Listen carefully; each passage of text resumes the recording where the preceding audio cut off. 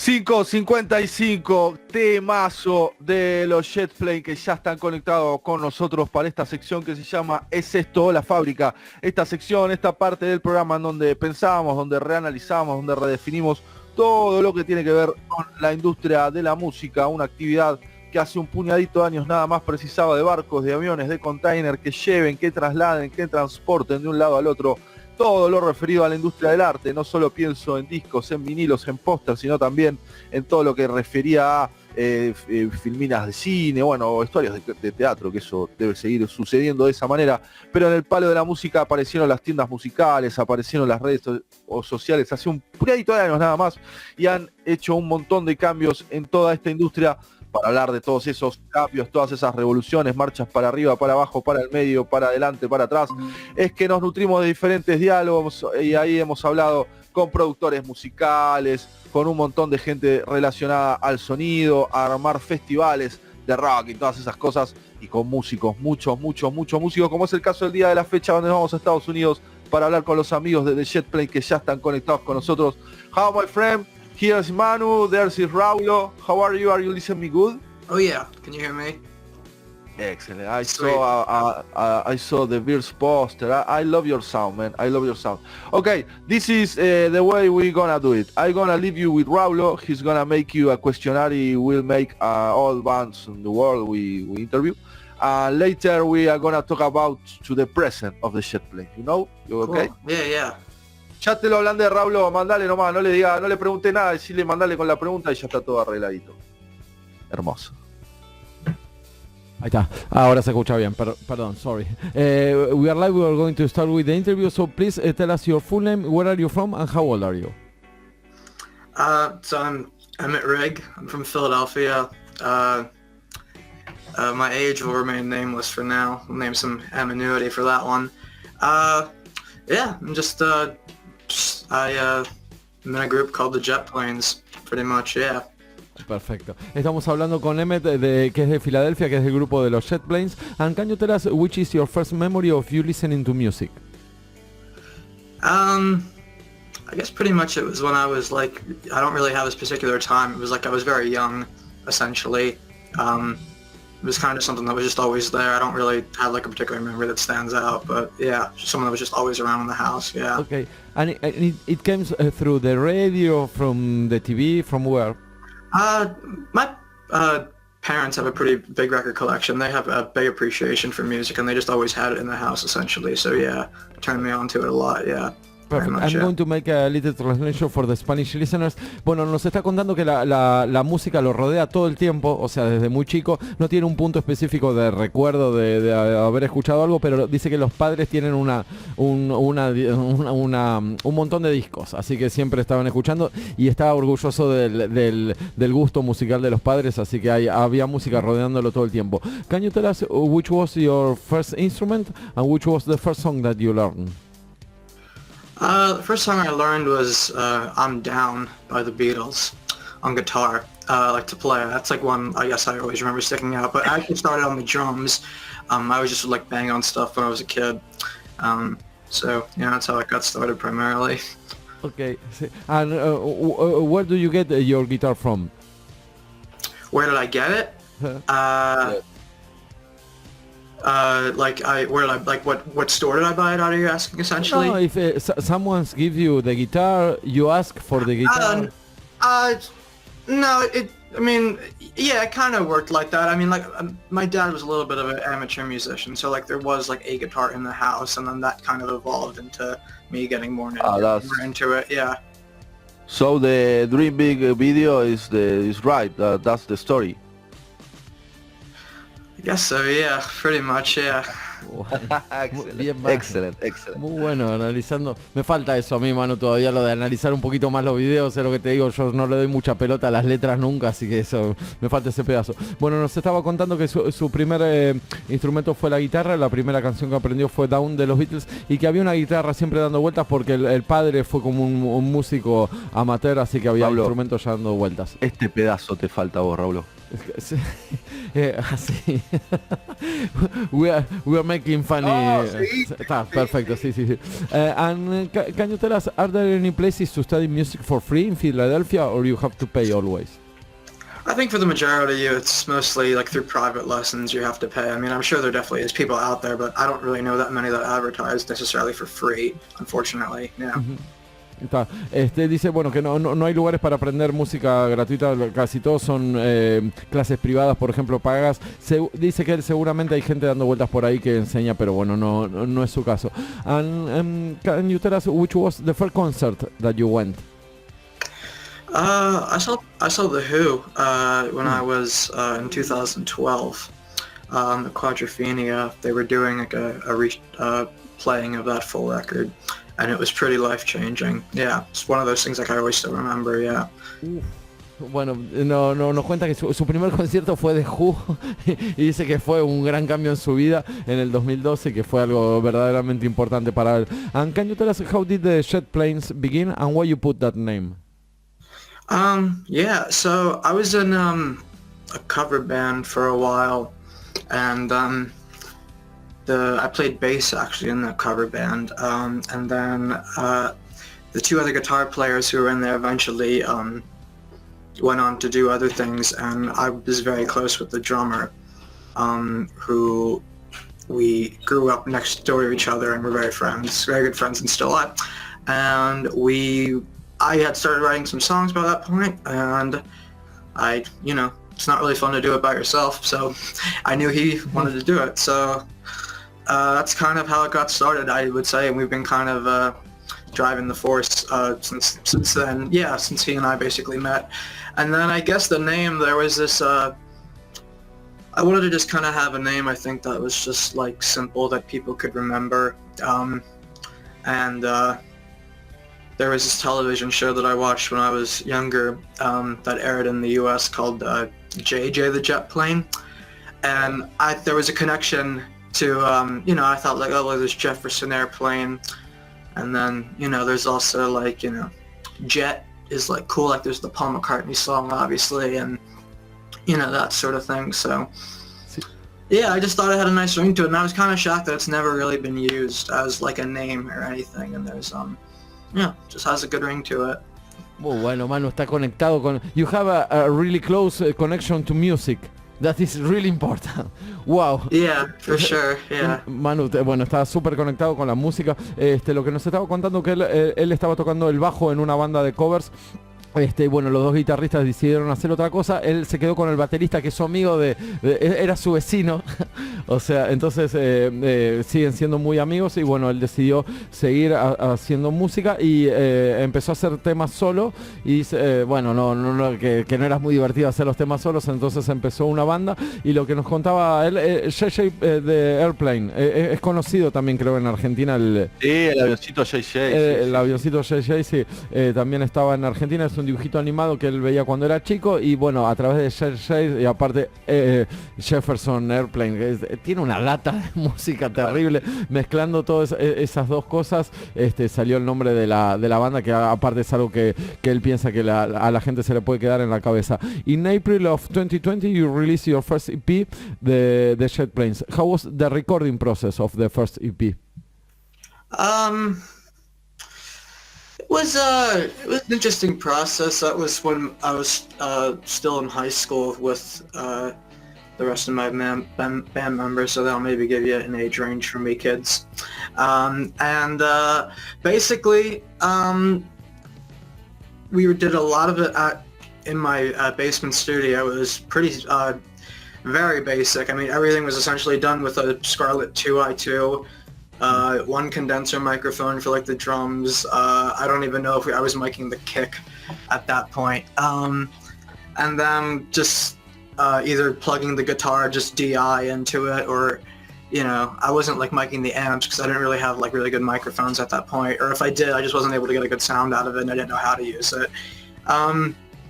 So yeah, and then actually right after when we finished it up, the pandemic hit. So it was kind of funny. I don't really remember that much about. I always like forget about that release. It's just like kind of like there in some way, and then people remind me about it, and then yeah, that sort of thing. So So it happens the same to me. I'm living in Europe, in Barcelona. Manu is now in Buenos Aires, and here in Europe we have the same like kind of problem.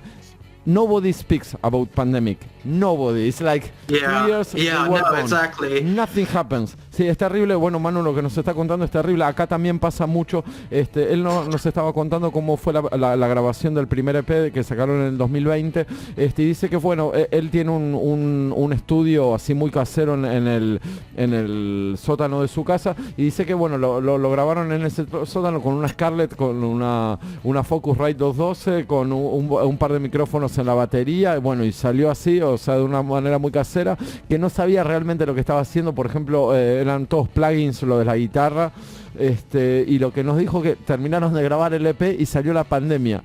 Y lo que le pasó a él, que pasa también mucho acá, es que nadie le habla a nadie, no se acuerdan qué pasó en la pandemia, no les gusta hablar de la pandemia, y fue como años que pasaron. Yeah, and it's, especially for the younger kids, like people in my generation, they were just like, all right, go ahead, like, try to figure it out now. And I was, just coming out of high school and college, and yeah, there's like a big 10-year gap of people where it's just like, what happened? Well, nothing. That's yeah. It's just like, all right, go do it. So I think obviously the results, as you can see, are now coming to fruition.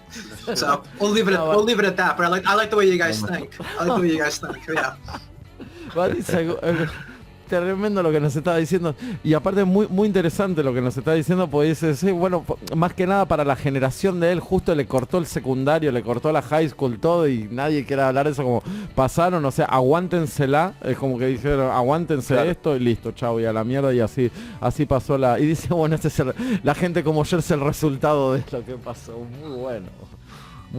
¿Alguna pregunta, Manu? Yes, sí, estamos hablando con Emmet de JETTE Planes. Did you study the sound of the guitarists of the 60s? Because you have the sound. Did you study that? Well, I don't know if I necessarily, I guess studying is a good word to use maybe retrospectively, but I always liked it a lot when I was growing up, obviously. I think now probably I study it more, trying to go in and dissect the records, on all, in terms of writing, production, and all that stuff, yeah, whereas maybe for a decent part of my life I was just listening to it for enjoyment. Yeah, and I don't know if it wasn't just that too, but that, I think as many people would agree, is obviously a time when a lot of things were coming together, like technology and just the way the world was developing at that time, just for arts and science, and just, yeah, and I think when you have something like that going on, not just with the 60s with music, but obviously that's true, in Harlem, in the 20s, and also the same with Paris, and that thing too, and then, I think you could also say the same about the beat poets, obviously, when they had their thing. It's always just about, what happens and when, and then who's just gonna do it, and that sort of thing. So yeah. Muy bueno, sí. Gran respuesta aparte. Sí. No, sí. Gran respuesta. Estudiaste el sonido de la música de los 60 y bueno, estudiar, dice, es lo que ya medio que percibíamos desde que dijo hola, que estaba rodeado permanentemente de esa música, entonces él lo que dice que primero fue por gusto, o sea, fue algo con lo que conviví todo el tiempo, y ahora sí, después de más grandes, sí se mete y como que analiza más todo el sonido, pero uno siempre lo hizo así, y aparte dice que le parece muy interesante todo lo que definió los 60, o sea, fue una década de un montón de movimientos a nivel mundial, ¿no? De un montón de cosas posguerra. Dice que a nivel de arte y ciencia es muy interesante todo lo que pasó ahí, bueno, y a él le gusta analizarlo, vivirlo, escucharlo y disfrutarlo, más que nada, que me parece una de las palabras más importantes que dijo, que lo disfruta ese tipo de música. Excelente. I want to know if you know the guitarist of the Shadows, Hank Marvin. Do you know Hank Marvin? Yeah, I know him. I'm not super familiar with their catalog, but I know who he is, and I know definitely who the Shadows are, and I definitely know his tone. He's got a unique sound. Yeah, the twangy sound. Yeah. Excellent.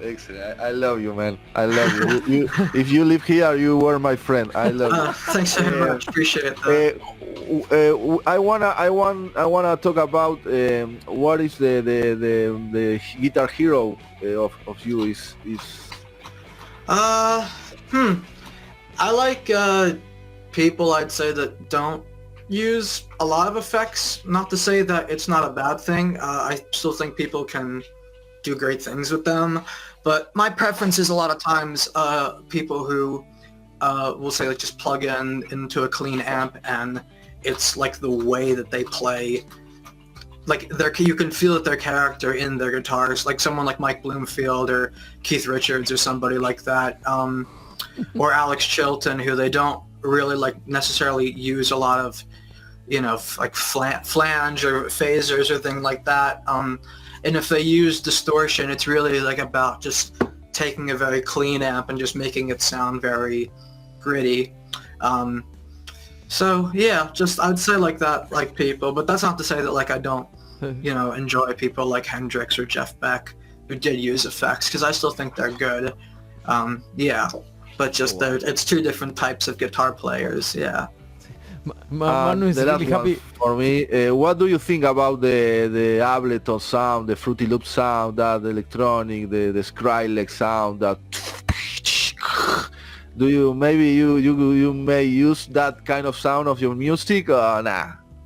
I mean, I don't know.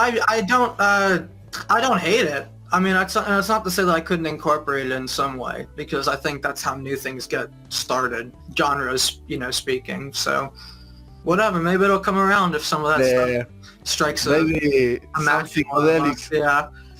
some psychedelic things about, I don't know, maybe some Sgt. Pepper thing or the Satanic Majesty Request. Yeah. I mean, I don't know.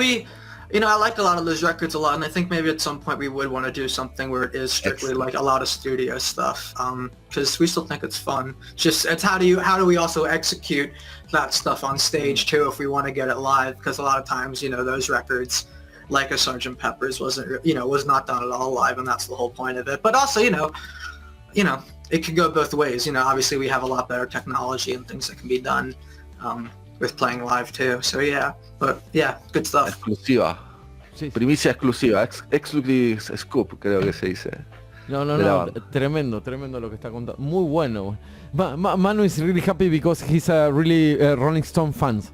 So you know, nice, cool, yeah. He's really happy. I'm a big fan of Satanic Majesties. I think it's a really underrated record. I get why people don't like it, but I think it stands out alone in like their period of, like, I get what they're trying to do, and I guess why people didn't think it worked for them, but I think it's a unique record, and I think there are some really good songs on there. Like, I think that whole record is like its own like little hidden masterpiece, but it's not like the Stones. It's like, and actually I think a lot, especially with that record, you can hear it a lot in like a lot of the new psych bands. I think they really pull from that album a lot. Ahí hay una arpa paraguaya, Raulo. I said minutes before, you are like a friend from me, so I'm gonna tell you a story for Cool, me. You know? yeah. I still remember the day I was I have 16 years old. I went in the train station. I put my headphones, and I hear for the first time, have you seen the saucer of the Jefferson airplanes with the flying toaster, you know? This live, and I still remember that specific time. Oh wow! You know, I am a weedman, you know, and I don't remember everything, and I don't remember a lot of time, and that I remember a lot. So the music you listen is part of my life, and today it's hard to find a young guy like you who talk about how Marvin, K. Richard, you know. Yeah. Talk about, no sé, the music from now. So I'm very happy to find in so far away from my house, they're still live and well, there's a lot of us out here. Yeah, you just have to find us. Yeah, I've been there too. Yeah. Este ya se cantó, Raulo. Raulo is very happy. Sí, no, because we like the reason we make this radio is to meet people that loves music, you know. Yeah, and we think totally. Sí, muy Mete bueno. pregunta. Bueno, sí. We are going to make 4 more questions because we are running out of time, but we really No like to worries, speak with you. Sí. Can you tell us something about the actual Philadelphia, actual music scene in Philadelphia? Yeah, it's always been kind of unique here, I think in some ways, and I don't think people really, I think because Philly as a town is known for a lot of other things. The music scene doesn't get talked about as much, but obviously they have a whole back catalog of Philly soul. In terms of Philly power pop, actually, there's always been like this weird sort of scene here too, like going back to like Rundgren, and there was like The American Dream, which is a band that he produced, that were from Philly. And the guy who actually wrote Girls Just Want to Have Fun, which was actually, he was kind of more of like this Elvis Costello sort of guy. He's from like Philadelphia. His name's Robert Hazard. So there's always been like this weird like Philly power pop scene, and there's a couple bands that we've obviously gotten close with in that realm that are playing in that sort of style. So I don't know, maybe it's something on the water. So there's definitely something here, but I wish it was known more than say for something like Detroit, which obviously is known for like Motown and garage and all that stuff. But it's like Philly, I think, has that too, but maybe like, you know, those towns or just have like, you know, more prevalent artists or something like that, or I don't know, just depends on just the dynamic in which you're living in, but yeah. Muy bueno lo que acaba de contar Manu. Bueno, le preguntamos sobre la música en general, la actualidad de la música en Filadelfia. Lo que dice que es raro Filadelfia, porque tiene razón, o sea, no es una ciudad específicamente que sea conocida por la música, pero que siempre tiene lo que nombró, que yo lo que desconozco es mucho power pop. Por ejemplo, bueno, nombró de gente tipo Elvis Costello, ese tipo de cosas como para definir un poco lo que es el power pop para él. Y lo que nos decía que hay una diferencia muy grande, ahí se explicó muy bien. Hay una diferencia muy grande con Detroit, por ejemplo, que ya tiene un movimiento que es súper característico, y uno en cuanto nombra a Detroit ya sabe a qué tipo de música se refiere, pero bueno, que Filadelfia que está medio triste porque a Filadelfia le falta todavía como ese empujón en la escena musical como para tener el sello distintivo de, mira, la música de Filadelfia es así, pero que boludo, lo cagó claro. La película, boludo. Sí. Pues bueno, para nuestra generación quizás sí. Preguntale al brother. Sí, you know, outside United States, Streets of Philadelphia. It's a huge movie. Yeah. Manu said that destroys the city. That's interesting. Yeah. Sí, ahí está, bueno, coincide, que sí. Claro. Eso, mierda, sí. Maybe for you know, I'm over 40, I'm from the streets of Philadelphia, it's like, wow, man. Sí. Y bueno, coincide, Manu, es verdad lo que está diciendo, perfecto. Claro. Sí, bueno, we have a weird question. Do you use AI, artificial intelligence?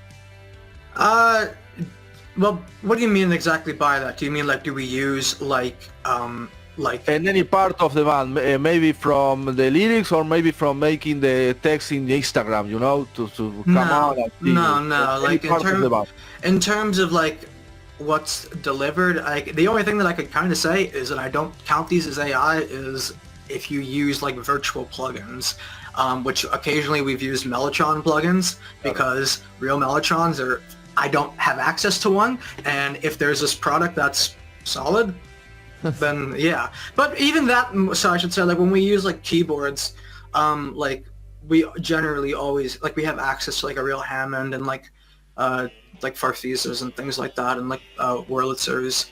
But it's not like, you know, but everything that we create is made by us. It's not like we have like nothing like that is being generated and being put on the record. Yeah. It's all being played by us. Yeah. Lo hacen todos ellos, y la inteligencia artificial no participa mucho en la banda. Two more questions. Can you tell us something about the future plans of the band, of the JETTE PLANES? Yeah, well, there's we just announced a new record that's going to be called Behind Three Walls, and you should be hearing about a release date in the very near future. But yeah, and I think it's really good. ¿Hay algún cover en el disco nuevo? Pregúntale. Do you play any cover in the new album or not? Covers? No covers on it. It's like all original songs. Yeah. Todo ello. Sí, sí, son músicos, muy bueno. Please send to us when you release your new album, please. Oh yeah, absolutely. Yeah, for sure, for sure. Perfecto. Manu, si te parece, cerramos con la última pregunta y vamos. Perfecto, un genio. Sí, sí. I love to hear a Get Off of My Cloud cover from the JETTE Planes, maybe sometime. Okay, cool. Yeah. It's a good one. Yeah, we haven't done that one, but it'd be a fun one to play, yeah. If we do, I'll get you video of that as well. Perfecto. Excellent. Qué grande. Yeah. Bueno, todo, boludo. sí, un genio. We really enjoyed to speak with you. Thanks for your time. We are going to close the interview. We are going to play Tunnel, the song. Can you tell us something about that song? Yeah, this is a song from our psychedelic period. So yeah, enjoy that one. There you go. Thank you very much. We keep in touch, okay? Alright. Bye-bye. Nice meeting you guys. Have a good one. Be safe.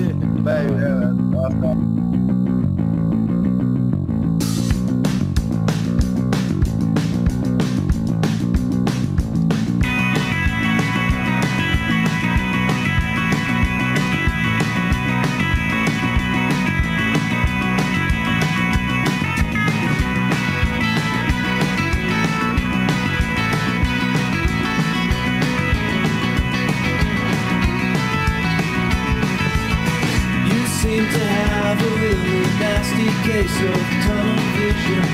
All the things you don't like are blocked out because you don't listen. Is it the past when things didn't seem to work out right? Or is it just a case of your mind being so uptight? Go on and tell me, just listen to me now.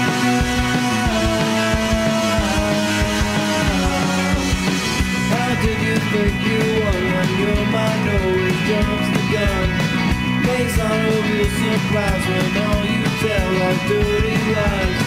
Of course the poor soul never sees things till they're gone and old.